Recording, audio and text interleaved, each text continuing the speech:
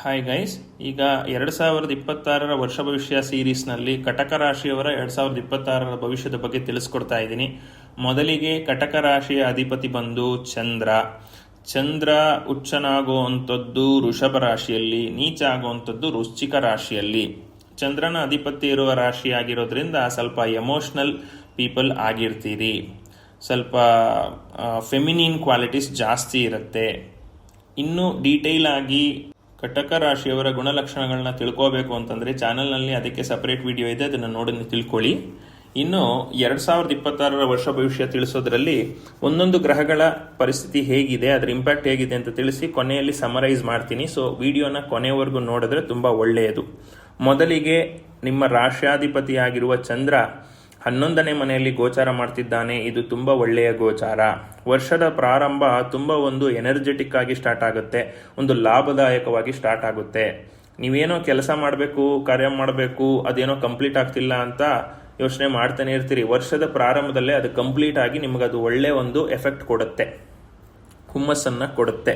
ತಾಯಿಯಿಂದ ಲಾಭ ಇದೆ, ಎಸ್ಪೆಷಲಿ ಪಿತ್ರಾರ್ಜಿತ ಆಸ್ತಿ ಏನಾದರೂ ತಾಯಿ ಕಡೆಯಿಂದ ಬರಬೇಕು ಅಂತ ಅನ್ನೋದಾದರೆ ಅದು ಖಂಡಿತವಾಗೂ ಸಿಕ್ಕೇ ಸಿಗತ್ತೆ. ಈಗ ನಿಮ್ಗೆ ಅದ್ರ ಬೆನಿಫಿಟ್ಸ್ ಇರುತ್ತೆ, ಆಸ್ತಿ ಸಿಗತ್ತೆ ಅಥವಾ ಹಣ ಸಿಗತ್ತೆ. ಇನ್ನು ಹೆಂಡತಿಯಿಂದ ಕೂಡ ಲಾಭ ಇರುವಂಥ ಸಾಧ್ಯತೆ ಇದೆ. ಹೆಂಡತಿ ಮನೆಯವರು ನಿಮಗೆ ಆಸ್ತಿ ಕೊಡುವಂಥ ಸಾಧ್ಯತೆ ಇದೆ, ಅಥವಾ ಮದುವೆ ಸಮಯದಲ್ಲಿ ವರದಕ್ಷಿಣೆ ಅಂತನೋ, ಇನ್ನೊಂದು ಜಮೀನು, ಒಂದು ಕಾರು ಅಂತನೋ ಏನೋ ಒಂದು ಬಳುವಳಿ ಸ್ವೀಕರಿಸುವ ಯೋಗ ಇದೆ. ಇನ್ನು ನೆಕ್ಸ್ಟ್ ಗ್ರಹ ಬಂದು ಸೂರ್ಯ ನಿಮ್ಮ 6ನೇ ಮನೆಯಲ್ಲಿ ಗೋಚಾರ ಮಾಡ್ತಿದ್ದಾನೆ. ಇದು ತುಂಬ ಒಳ್ಳೆಯ ಗೋಚಾರ. ಒಳ್ಳೆಯ ಗೋಚಾರ ಆದರೂ ಕೂಡ ಸೂರ್ಯ 6, 8, 12 ಮನೆಯಲ್ಲಿ ಸ್ವಲ್ಪ ಕೇರ್ಫುಲ್ ಆಗಿರಬೇಕು. ಯಾಕೆ ಅಂತಂದರೆ ಅದು ಆರೋಗ್ಯದ ಮನೆಗಳು. ಸೂರ್ಯ ಬಂದು ಆರೋಗ್ಯಕಾರಕ ಆಗಿರೋದ್ರಿಂದ ಸ್ವಲ್ಪ ಆರೋಗ್ಯ ಸಮಸ್ಯೆಗಳಾಗೋ ಚಾನ್ಸಸ್ ಇದೆ. ಎಸ್ಪೆಷಲಿ ಗ್ಯಾಸ್ಟ್ರಿಕ್ ಸಮಸ್ಯೆಗಳು, ಹೀಟ್ ಇಶ್ಯೂಸು, ಮತ್ತು ಗ್ಯಾಸ್ಟ್ರಿಕ್ನಿಂದ ಮೈಕೈ ನೋವು ಬರುವಂಥದ್ದು, ಕಣ್ಣು ಉರಿ ಬರುವಂಥದ್ದು, ಕಣ್ಣಿನಲ್ಲಿ ನೀರು ಬರುವಂಥದ್ದು ಹೀಟಿಗೆ, ಇದೆಲ್ಲ ಆಗೋ ಚಾನ್ಸಸ್ ಇದೆ. 6ನೇ ಮನೆಯಲ್ಲಿ ಒಳ್ಳೆ ಗೋಚಾರ ಅಂತ ಅಂದು ಎಲ್ಲ ನೆಗೆಟಿವ್ ಹೇಳ್ತಿದ್ದಾರೆ ಅಂತ ತಿಳ್ಕೊಬೇಡಿ. ಇದ್ರ ವಿಚಾರಗಳಲ್ಲಿ ಎಚ್ಚರಿಕೆ ಇರಬೇಕು ನೀವು. ಇನ್ನು ನೆಕ್ಸ್ಟ್ 6ನೇ ಮನೆಯಲ್ಲಿ ಸೂರ್ಯ ಇರೋದ್ರಿಂದ ಸರ್ಕಾರಿ ಕೆಲಸದಲ್ಲಿರುವವರಿಗೆ ಪ್ರಮೋಷನ್ ಸಿಗೋ ಸಾಧ್ಯತೆ ಇದೆ. ಯಾರು ಸರ್ಕಾರಿ ಕೆಲಸಗಳಿಗೆ ಪ್ರಯತ್ನ ಪಡ್ತಿದ್ದೀರಿ ಅವರಿಗೆ ಸರ್ಕಾರಿ ಕೆಲಸ ಸಿಗೋ ಯೋಗ ಇದೆ. ಯಾರು ಆಲ್ರೆಡಿ ಕೆಲಸ ಎಲ್ಲ ಆಗಿದೆ, ಅಪಾಯಿಂಟ್ಮೆಂಟ್ ಆರ್ಡರ್ ಪೆಂಡಿಂಗ್ ಇದೆ ಅಂತಂದ್ರೆ ವರ್ಷದ ಪ್ರಾರಂಭದಲ್ಲೇ ನಿಮಗೆ ಬೆನಿಫಿಷಿಯಲ್ ಆಗಿ ಆರ್ಡರ್ ನಿಮ್ಮ ಕೈಗೆ ಸೇರಿ ಕೆಲಸಕ್ಕೆ ಸೇರ್ಕೋತೀರಿ. ಇನ್ನು ಶತ್ರು ನಾಶ ಆಗತ್ತೆ. ನಿಮ್ಮ ಶತ್ರುಗಳು ನಿಮ್ಮ ಪಾದಕ್ಕೆ ಬಿದ್ದು ಬೇಡ್ಕೋತಾರೆ, ನಮ್ಮನ್ನು ಬಿಟ್ಟುಬಿಡಿ ಅಂತ. ಬಿಡೋದು ಬಿಡದೇ ಇರೋದು ನಿಮ್ಮ ತೀರ್ಮಾನ. ಇನ್ನು ನೆಕ್ಸ್ಟು 6ನೇ ಮನೆಯಲ್ಲಿ ಸೂರ್ಯ ಇರೋದ್ರಿಂದ ರುಟೀನಲ್ಲಿ ತುಂಬ ಚೆನ್ನಾಗಿ ಕೆಲಸ ಮಾಡ್ತಿರ್ತೀರಾ, ರುಟೀನ್ ಕರೆಕ್ಟಾಗಿ ಫಾಲೋ ಮಾಡ್ತೀರಾ, ಪಂಕ್ಚುಯಾಲಿಟಿ ಇರುತ್ತೆ. ಇದನ್ನು ನೋಡಿ ನಿಮ್ಮ ಹಿರಿಯ ಅಧಿಕಾರಿಗಳು ನಿಮಗೆ ಪ್ರಶಂಸೆ ಮಾಡ್ತಾರೆ, ಅಪ್ರಿಷಿಯೇಷನ್ ಸಿಗತ್ತೆ, ನಿಮಗೆ ರೆಕಗ್ನಿಷನ್ ಸಿಗತ್ತೆ. ಆದಾಯ ಜೋರಾಗಿರುತ್ತೆ, ಸರ್ಕಾರಿ ಆದಾಯ ಸಿಗತ್ತೆ. ಅಂದರೆ ಈಗ ಫಾರ್ ಎಕ್ಸಾಂಪಲ್ ಯಾವುದೋ ಕಾಂಟ್ರಾಕ್ಟಲ್ಲಿ ಇರ್ತೀರಿ, ಪರ್ಮನೆಂಟ್ ಆದಮೇಲೆ ಅರಿಯರ್ಸ್ ಇವಾಗ ರೂಲ್ಸ್ ಇಲ್ಲ ಅನ್ಸುತ್ತೆ, ಬಟ್ ಕೆಲವು ಗೌರ್ಮೆಂಟ್ ಜಾಬ್ಸಲ್ಲಿ ಇದೆ. ಅದೇನಾದರೂ ವೆಯ್ಟ್ ಮಾಡ್ತಿದ್ರೆ ಈಗ ಅರಿಯರ್ಸ್ ನಿಮಗೆ ಸಿಗುವಂಥ ಚಾನ್ಸಸ್ ಇದೆ. ಇದಿಷ್ಟು ಸೂರ್ಯನಿಂದ. ಇನ್ನು ನೆಕ್ಸ್ಟು ಗುರು ನಿಮ್ಮ 12ನೇ ಮನೆಯಲ್ಲಿ ಗೋಚಾರ ಮಾಡ್ತಿದ್ದಾನೆ. ಇದು ಒಳ್ಳೆಯ ಗೋಚಾರ ಅಲ್ಲ. ಗುರು ನೆಕ್ಸ್ಟ್ ಬದಲಾವಣೆ ಆಗುವಂಥದ್ದು ಮೇ 2026ರಲ್ಲಿ. ಅವಾಗೂ ಕೂಡ ನಿಮಗೆ ಗುರುಬಲ ಇರೋದಿಲ್ಲ. ಉಚ್ಚ ರಾಶಿಗೆ ಬಂದರೂ ಕೂಡ ಜನ್ಮಗುರು ಆಗಿರ್ತಾನೆ. ಸ್ವಲ್ಪ ಬೆನಿಫಿಟ್ಸ್ ಇದೆ, ನೆಗೆಟಿವ್ಸು ಅಂಥದ್ದೇನು ಮಾಡೋದಿಲ್ಲ. ಗುರು ಯಾವ ರಾಶಿಗೂ ನೆಗೆಟಿವ್ಸ್ ಮಾಡೋದಿಲ್ಲ, ಬಟ್ ಬೆನಿಫಿಟ್ಸ್ ಕಡಿಮೆ ಇರುತ್ತೆ. ಆಯ್ತಾ? ಇನ್ನು 12ನೇ ಮನೆಯಲ್ಲಿ ಗುರು ಗೋಚಾರ ಮಾಡ್ತಿರೋದ್ರಿಂದ ಸ್ವಲ್ಪ ಸಂಬಂಧವಿಲ್ಲದ ಕನಸುಗಳು ಬೀಳುವಂಥದ್ದು, ವಿಚಿತ್ರವಾದ ಕನಸುಗಳು ಬೀಳುವಂಥದ್ದು, ದೇವಸ್ಥಾನಗಳು ಕಾಣುವಂಥದ್ದು, ತೀರ್ಕೊಂಡಿರುವಂಥ ವ್ಯಕ್ತಿಗಳು ಕಾಣುವಂಥದ್ದು, ಇದೆಲ್ಲ ಆಗೋ ಚಾನ್ಸಸ್ ಇರುತ್ತೆ. ಮತ್ತು ಇನ್ನು ಕೆಲವರಿಗೆ ನಿದ್ರಾಹೀನತೆ ಕೂಡ ಕಾಡುವಂಥ ಸಾಧ್ಯತೆ ಇರುತ್ತೆ. ಯಾವುದಾದ್ರೂ ಹರಕೆಗಳು ಪೆಂಡಿಂಗ್ ಇದ್ದರೆ ಅದನ್ನು ತೀರಿಸ್ಕೊಳ್ಳಿ. ಇನ್ನು ಅನವಶ್ಯಕ ಎಕ್ಸ್ಪೆನ್ಸಸ್ಸು, ಖರ್ಚು ಜಾಸ್ತಿ ಆಗ್ತಾ ಹೋಗುತ್ತೆ. ಆದಾಯ ಎಷ್ಟು ಬಂದರೂ ಸಾಲೋದಿಲ್ಲ, ಖರ್ಚು ಆಗ್ತಾ ಹೋಗುತ್ತೆ. ಆ ವಿಚಾರದಲ್ಲಿ ಸ್ವಲ್ಪ ಕಡಿವಾಣ ಹಾಕಿದರೆ ತುಂಬ ಒಳ್ಳೆಯದು.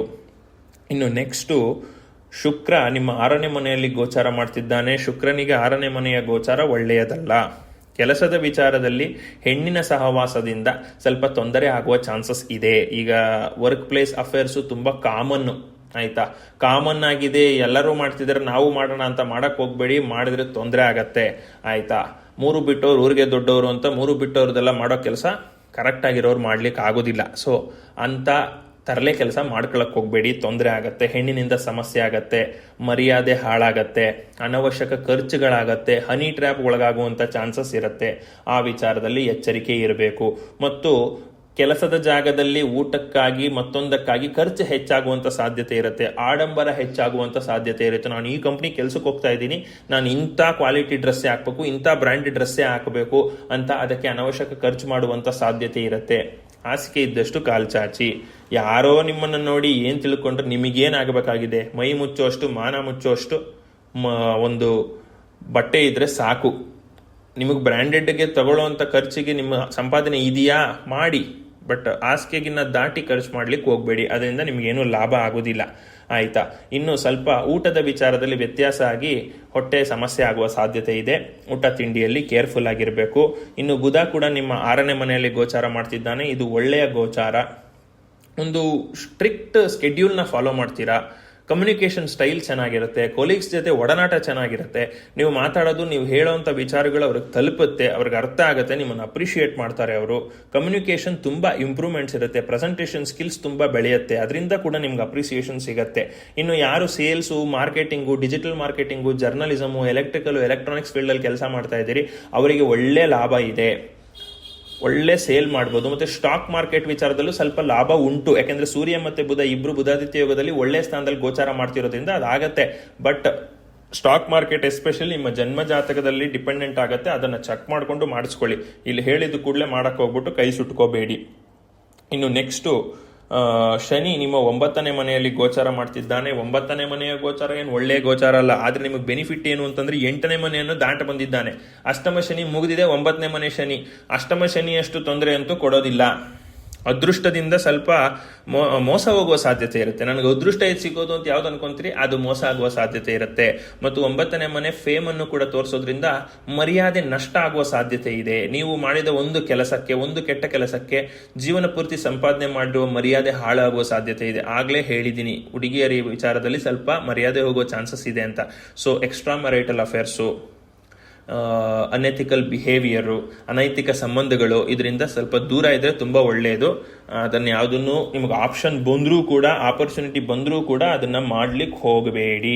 ಇನ್ನು ನೆಕ್ಸ್ಟ್ ರಾಹು ನಿಮ್ಮ 8ನೇ ಮನೆಯಲ್ಲಿ ಗೋಚಾರ ಮಾಡ್ತಿದ್ದಾನೆ. ಒಳ್ಳೆಯ ಗೋಚಾರ ಅಲ್ಲ. ಆರೋಗ್ಯ ವಿಚಾರದಲ್ಲಿ ಸ್ವಲ್ಪ ಸಮಸ್ಯೆಗಳಾಗೋ ಚಾನ್ಸಸ್ ಇದೆ. ಆರೋಗ್ಯ ಸಮಸ್ಯೆ ಸುಮ್ಮನೆ ಹೊಟ್ಟೆ ನೋವು ಅಂತ ಹೋಗಿ ಟೆಸ್ಟ್ ಮಾಡ್ಸಕ್ ಹೋಗ್ತೀರಿ, ಏನೋ ಟ್ಯೂಮರ್ ಇದೆ ಅಂತ ಹೇಳ್ಬಿಡ್ತಾರೆ, ಅದನ್ನ ನಂಬಕ್ ಹೋಗ್ಬೇಡಿ. ತಿರುಗಿ ಇನ್ನೊಂದ್ಸತಿ ಕ್ರಾಸ್ ವೆರಿಫೈ ಮಾಡ್ಕೊಳ್ಳಿ, ಯಾಕಂದ್ರೆ ರಾಹು ಇಂಥ ಪರಿಸ್ಥಿತಿಯಲ್ಲಿ ಇದ್ದಾಗ ರಿಪೋರ್ಟ್ಗಳು ರಾಂಗ್ ಆಗಿ ಬರುವಂತ ಸಾಧ್ಯತೆ ಇರುತ್ತೆ. ಈಗಂತೂ ಈ ಬೇರೆ ಬೇರೆ ದೊಡ್ಡ ದೊಡ್ಡ ಕಾಯಿಲೆಗಳು ಸ್ವಲ್ಪ ಕಾಮನ್ ಆಗಿದೆ ಅಂತ ಅನ್ಬಿಟ್ಟು ಸಣ್ಣ ಪುಟ್ಟ ಸಮಸ್ಯೆಗೂ ಅದು ಅಲ್ಲದೆ ಇದ್ರೂ ಕೆಲವು ಅರ್ಥ ಇಲ್ಲದೆ ಇರುವಂತ ಡಾಕ್ಟರ್ಗಳು, ಓದದೇ ಇರುವಂತ ಡಾಕ್ಟರ್ಗಳು, ಸರಿಯಾಗಿ ಅನಲೈಸ್ ಮಾಡದೇ ಇರುವಂತ ಒಂದು ಇವ್ರು ಎಕ್ಸ್ಪರ್ಟ್ಗಳು ಏನ್ ಮಾಡ್ಬಿಡ್ತಾರೆ, ನಿಮ್ಗೆ ಆ ಪ್ರಾಬ್ಲಮ್ ಇದೆ, ದೊಡ್ಡ ಪ್ರಾಬ್ಲಮ್ ಇದೆ ಅನ್ಬಿಟ್ಟು ಏನೇನೋ ಮಾಡಿಸ್ಬಿಡ್ತಾರೆ. ಇನ್ನೊಂದು ಎಕ್ಸ್ಪರ್ಟ್ ಒಪಿನಿಯನ್ ತಗೊಳ್ಳದೆ ಮುಂದುವರಿಯಕ್ಕೆ ಹೋಗಬೇಡಿ. ಆದರೆ ಆರೋಗ್ಯದ ವಿಚಾರದಲ್ಲಿ ಎಚ್ಚರಿಕೆ ಇರಲಿ. ಸ್ಟ್ರೆಸ್ ಜಾಸ್ತಿ ಆಗತ್ತೆ ಮತ್ತು ಗುಪ್ತಾಂಗದಲ್ಲಿ ಸ್ವಲ್ಪ ಸಮಸ್ಯೆ ಆಗುವ ಚಾನ್ಸಸ್ ಇದೆ. ಪ್ರೈವೇಟ್ ಪ್ರಾಬ್ಲಮ್ಸ್ ಆಗುವ ಚಾನ್ಸಸ್ ಇದೆ, ಆ ವಿಚಾರದಲ್ಲಿ ಕೇರ್ಫುಲ್ ಇರಿ. ಪ್ರೈವೇಟ್ ಪಾರ್ಟ್ಸ್ ಅಲ್ಲಿ ಪ್ರಾಬ್ಲಮ್ ಅಂತಂದ್ರೆ ಅದು ಹುಡುಗ ಹುಡುಗಿ ಇಬ್ಬರಿಗೂ ಅಂದ್ರೂ ಲೆಕ್ಕ ಅಂತಂದ್ರೆ ಮೇಯ್ನು ಯೂರಿನರಿ ಟ್ರಾಕ್ಟ್ ಇನ್ಫೆಕ್ಷನ್ಸ್. ಯಾಕಂದ್ರೆ ಇವಾಗ ಪಬ್ಲಿಕ್ ಟಾಯ್ಲೆಟ್ಸ್ ಯೂಸ್ ಮಾಡಬೇಕಾಗಿ ಬರುತ್ತೆ, ಅದನ್ನ ಯೂಸ್ ಮಾಡಿದಾಗ ಯೂರಿನರಿ ಟ್ರಾಕ್ಟ್ ಇನ್ಫೆಕ್ಷನ್ ಚಾನ್ಸಸ್ ತುಂಬಾ ಜಾಸ್ತಿ ಇರುತ್ತೆ. ಎಸ್ಪೆಷಲಿ ಹುಡುಗಿಯರಿಗೆ ಅದು ಜಾಸ್ತಿ ಇರುತ್ತೆ. ಅವರ ಪ್ರೈವೇಟ್ ಆರ್ಗನ್ ಅರೇಂಜ್ಮೆಂಟ್ ಆ ರೀತಿನೇ ಇರುತ್ತೆ. So they are more prone to this urinary tract infection and other infections. So ಆ ವಿಚಾರದಲ್ಲಿ ತುಂಬಾ ಕೇರ್ಫುಲ್ ಆಗಿರಿ ಅಂತ ಹೇಳ್ತೀನಿ. ಇನ್ನು ನೆಕ್ಸ್ಟ್ ಕೇತು ನಿಮ್ಮ 2ನೇ ಮನೆಯಲ್ಲಿ ಗೋಚಾರ ಮಾಡ್ತಾನೆ. ಸಂಸಾರದಲ್ಲಿ ಒಂದು ನೆಮ್ಮದಿ ಇಲ್ಲದ ವಾತಾವರಣ, ಏನೋ ಒಂದು ದೊಡ್ಡ ಹೊಡೆತ ದುಡ್ಡಿನಲ್ಲಿ, ಏನೋ ಒಂದು ವಿಚಾರಕ್ಕೆ ಸೇವ್ ಮಾಡಿ ಇಟ್ಟಿರ್ತೀರಿ, ಆ ದುಡ್ಡು ಫುಲ್ಲು ಹೊರಟೋಗುತ್ತೆ. ಯಾರನೋ ಕೊಡ್ತೀರಿ ಒಂದು 10 ಲಕ್ಷ ಏನೋ ಮಾಡಬೇಕು ಇನ್ವೆಸ್ಟ್ಮೆಂಟ್ ಅಂತ ಮಾಡಿ ಇಟ್ಕೊಂಡಿರ್ತೀರಿ, ಯಾರೋ ಫ್ರೆಂಡ್ ಬಂದ್ಬಿಟ್ಟು ತುಂಬಾ ಕಷ್ಟ ಇದೆಯಪ್ಪ ಕೊಡು, ಮುಂದಿನ ತಿಂಗಳು ಕೊಟ್ಬಿಡ್ತೀನಿ, ತೀಸ್ಕೊಂಡ್ಬಿಡ್ತಾನೆ, ಕೊಡೋದೇ ಇಲ್ಲ. ಈ ಸಮಯದಲ್ಲಿ ನಾವು ದುಡ್ಡು ಕೊಟ್ಟರೆ ನಿಮಗೆ ಖಂಡಿತವಾಗ್ಲೂ ವಾಪಸ್ ಬರೋದಿಲ್ಲ. ಎಸ್ಪೆಷಲಿ ಈ ಕಟಕ ರಾಶಿಯವರು ಸ್ವಲ್ಪ ಫೆಮಿನಿನ್ ಕ್ವಾಲಿಟೀಸ್ ಜಾಸ್ತಿ, ಎಮೋಷನಲ್ ಪೀಪಲ್ ಇರ್ತಾರೆ ಅಂತ ಯಾರನ್ನ ದುಃಖ ಹೇಳ್ಕೊಂಡ್ಬಿಟ್ರೆ ಕರ್ಗೋಗ್ಬಿಡ್ತಾರೆ. ಸೊ ಆ ತರ ಕರಗಿ ದುಡ್ಡನ್ನ ಕೊಟ್ರೆ ನಾಮ ಹಾಕೊಳ್ಳೋದು ಗ್ಯಾರಂಟಿ, ನೀವು ಯಾವುದೇ ಕಾರಣಕ್ಕೂ ಆ ದುಡ್ಡು ಬರೋದಿಲ್ಲ. ಆ ನಷ್ಟ ಖಂಡಿತವಾಗ್ಲೂ ಸಾಧ್ಯತೆ ಇದೆ. ಫ್ಯಾಮಿಲಿಯಲ್ಲಿ ಒಂದು ಮೆಂಬರ್ ಕಡಿಮೆ ಆಗೋ ಸಾಧ್ಯತೆ ಇದೆ. ಯಾರಾದರೂ ತುಂಬಾ ವಯಸ್ಸಾದವರು ಇದ್ರೆ ಅವರಿಗೆ ಸ್ವಲ್ಪ ಸಮಸ್ಯೆ ಆಗೋ ಚಾನ್ಸಸ್ ಇದೆ. ಸೊ ಅವರ ಆರೋಗ್ಯ ವಿಚಾರದಲ್ಲಿ ಎಚ್ಚರಿಕೆ ಅಗತ್ಯ ಅಂತ ಹೇಳ್ಬೋದು.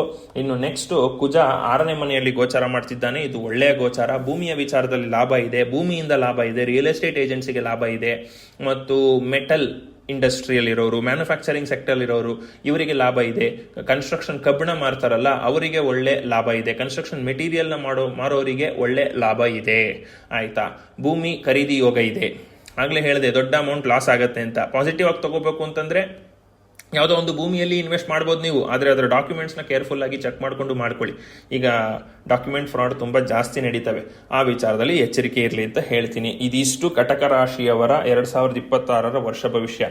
ಟೋಟಲ್ ಆಗಿ ಹೇಳಬೇಕು ಅಂತಂದರೆ ಸಮಸ್ಯೆಗಳೇನಂತ ದೊಡ್ಡದಿಲ್ಲ, ಆಯಿತಾ. ಲಾಭನೇ ಇದೆ, ಆದರೆ ಸ್ವಲ್ಪ ಆರೋಗ್ಯ ಸಮಸ್ಯೆಗಳಲ್ಲಿ ಕೇರ್ಫುಲ್ ಆಗಿರಬೇಕು. ಆರೋಗ್ಯ ಸಮಸ್ಯೆಗಳಲ್ಲಿ ತಪ್ಪು ರಿಪೋರ್ಟ್ ಬರುವಂಥ ಚಾನ್ಸಸ್ ಇದೆ. ಆ ರಿಪೋರ್ಟನ್ನು ಇನ್ನೊಂದು ಸತಿ ಕ್ರಾಸ್ ವೆರಿಫೈ ಮಾಡಿಕೊಂಡು ಎಕ್ಸ್ಪರ್ಟ್ ಒಪಿನಿಯನ್ ತಗೊಂಡು ನಂತರ ಮುಂದುವರೆದ್ರೆ ತುಂಬ ಒಳ್ಳೆಯದು. ಇಲ್ಲದಿದ್ದರೆ ಸಮಸ್ಯೆಗಳನ್ನ ಮಾಡ್ಕೋತೀರಾ ಮತ್ತು ಯಾರಿಗೂ ದುಡ್ಡು ಕೊಟ್ಟು ಮೋಸ ಹೋಗಬೇಡಿ ಅಂತ ಹೇಳ್ಬೋದು. ಇನ್ನೇನು ಆಲ್ಮೋಸ್ಟ್ ಎಲ್ಲ ವಿಚಾರಗಳಲ್ಲೂ ಬೆನಿಫಿಟ್ಟೇ ಇದೆ.